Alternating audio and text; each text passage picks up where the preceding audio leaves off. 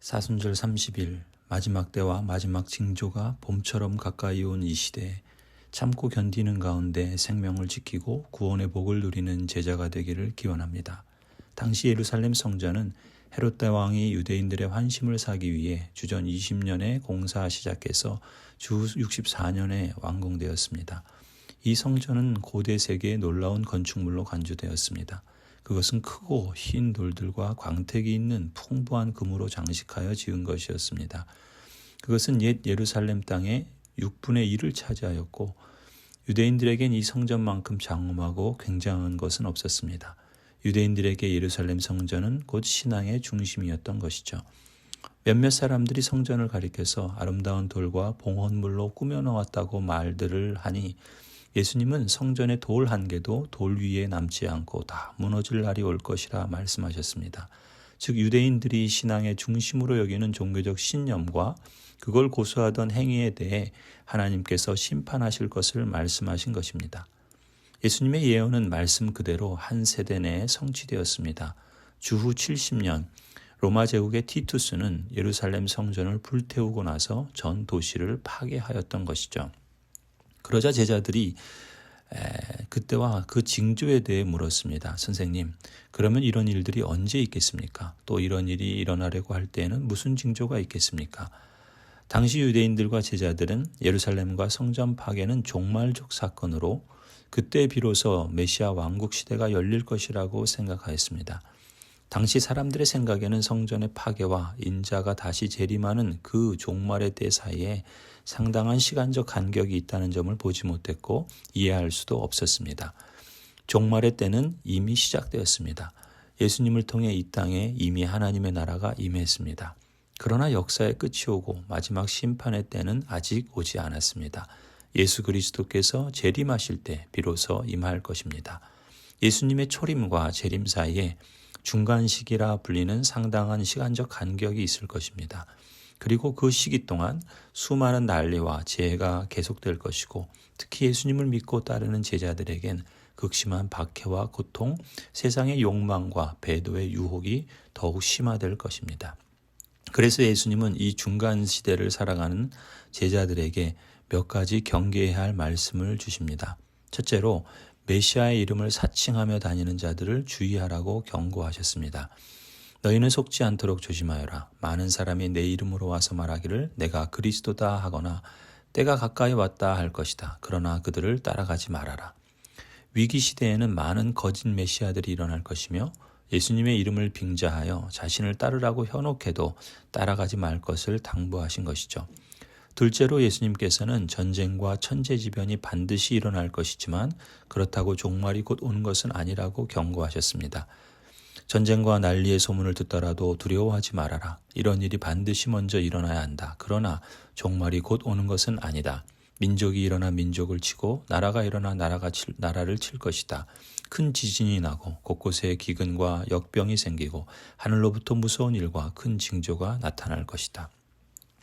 예수님 당대에도 또 그 이후에도 그리고 지금도 지구촌 곳곳에서 전쟁과 테러와 화상 폭발과 지진과 사스, 메르스, 코로나19와 같은 전염병의 난리 속에서 인류는 살아가고 있습니다. 이런 소식들을 들을 때마다 놀라서 두려움 가운데 신앙의 길을 멈추어서는 안 될 것입니다. 종말이 가까이 왔으나 곧 오는 것은 아닙니다. 이러한 때를 어떤 마음으로 해석하고 어떤 제사로 살아가야 하는지를 예수님은 제자들에게 미리 일깨워 주십니다. 12절에 그러나 이 모든 일이 일어나기에 앞서 사람들이 너희에게 손을 대어 박해하고 너희를 회당과 감옥에 넘겨줄 것이다. 너희는 내 이름 때문에 왕들과 총독들 앞에 끌려갈 것이다. 그러나 이것이 너희에게는 증언할 기회가 될 것이다. 예수님은 박해와 고통을 하나님 나라를 증언하는 기회로 볼 것을 말씀하십니다. 전쟁과 자연재해와 전염병과 또 사람들의 배반과 박해로 인한 고통조차 전능하시고 지혜로우신 하나님의 섭리 가운데 있음을 인식할 때 제자들은 그 고통을 참고 견딜 수 있게 될 것입니다. 이어서 예수님은 이러한 시대를 살아가는 신실한 제자들에게 다음과 같이 대처하라고 일러주십니다. 14절 그러므로 너희는 변호할 말을 미리부터 생각하지 않도록 명심하여라. 나는 너희의 모든 대적자들이 맞서거나 반박할 수 없는 구변과 지혜를 너희에게 주겠다. 너희의 부모와 형제와 친척과 친구들까지도 너희를 넘겨줄 것이요 너희 가운데서 더러는 죽일 것이다. 너희는 내 이름 때문에 모든 사람에게 미움을 받을 것이다. 그러나 너희는 머리카락 하나도 잃지 않을 것이다. 너희는 참고 견디는 가운데 너희의 목숨을 얻어라. 사람들이 흔히 종말의 징조라고 하는 일들은 사실 중간시대를 살아가는 신실한 제자들의 눈에는 그게 일상이라는 사실을 볼 줄 아는 안목을 예수님의 말씀을 통해 갖게 됩니다.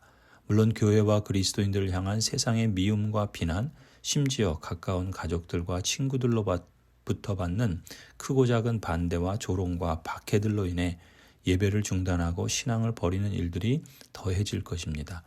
종교심은 갖고 살아도 신앙적 실천과 헌신을 하지 않는 종교인들이 곳곳에서 더욱 늘어날 전망입니다. 이런 일들을 이제 우리 주변에서 공공연하게 목도하고 있지만 사실 이런 전망은 이미 예수님께서 예고하신 일들입니다. 하나님의 언약 백성 여러분, 우리는 예수님이 말씀하신 대로 이런 일들이 벌어지고 있음에 더 이상 놀라고 두려워하는 것이 아니라 경계하고 멀리하며 일상의 일들과 신앙적 헌신과 실천들을 중단 없이 지속해야 하겠습니다.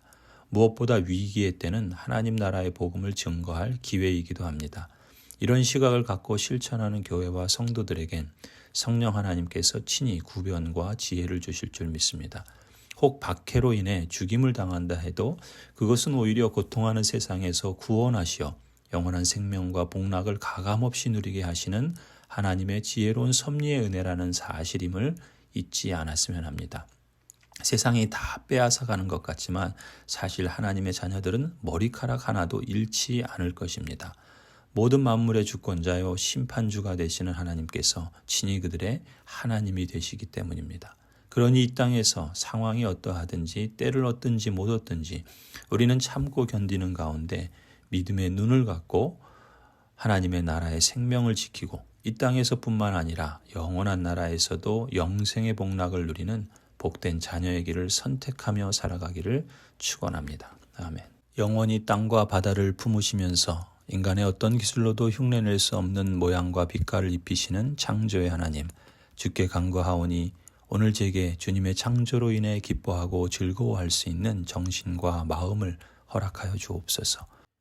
제가 오늘 주님의 아름다운 세계를 무심히 보며 걷지 않게 하소서. 도시의 유혹의 마음을 빼앗겨 광활한 들과 초록의 나무를 외면하지 않게 하소서.